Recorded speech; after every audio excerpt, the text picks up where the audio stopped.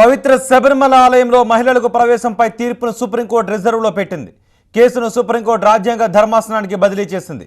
సుప్రీంకోర్టులో ఈ వ్యవహారంపై వేడి వాదనలు జరిగాయి. ఈ కేసులో రాజ్యాంగానికి సంబంధించిన విషయాలు ముడిపడి ఉన్నాయని కోర్టు వ్యాఖ్యానించింది.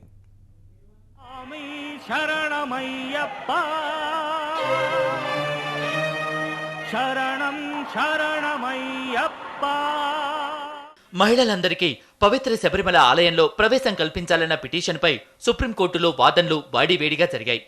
ఇరుపక్షాల వాదనలు విన్న బెంచ్ తీర్పుని రిజర్వ్లో పెట్టింది. ఈ కేసులో చాలా అంశాలను విచారించాల్సి ఉన్నందున రాజ్యాంగ ధర్మాసనానికి బదిలీ చేసినట్లు తెలిసింది. మొత్తం చట్టం వేరువేరు అంశాలని కూడా సుప్రీంకోర్టు వ్యాఖ్యానించింది. శబరిమల ఆలయంలోకి మహిళల ప్రవేశాన్ని ట్రస్ట్ బోర్డు తీవ్రంగా వ్యతిరేకిస్తోంది. ఆలయంలో మహిళలకు ప్రవేశం కల్పించాలని గతంలోనే సుప్రీంకోర్టులో పిటిషన్ దాఖలైంది.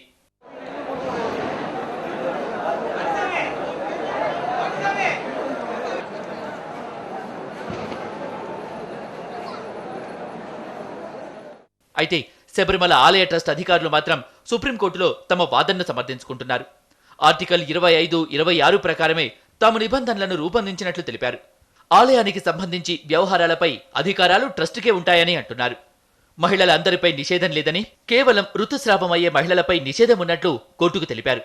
శబరిమలలో అయ్యప్ప స్వామిని ఎవరైనా దర్శించుకోవచ్చన్నారు సామాజిక కార్యకర్త రాహుల్ ఈశ్వర్.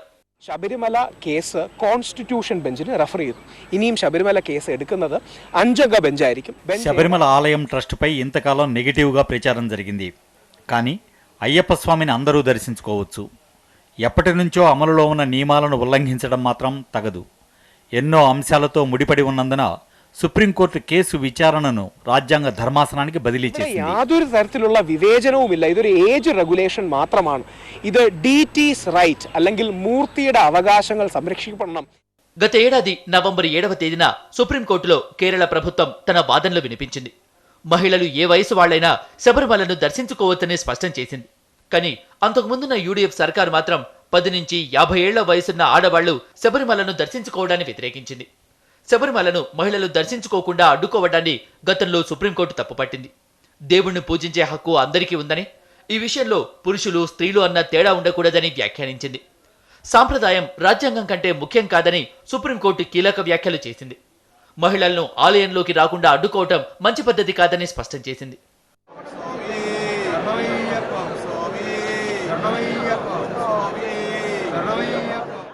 సుప్రీంకోర్టులో చాలా రోజుల నుంచి ఈ వివాదంపై విచారణ జరుగుతోంది.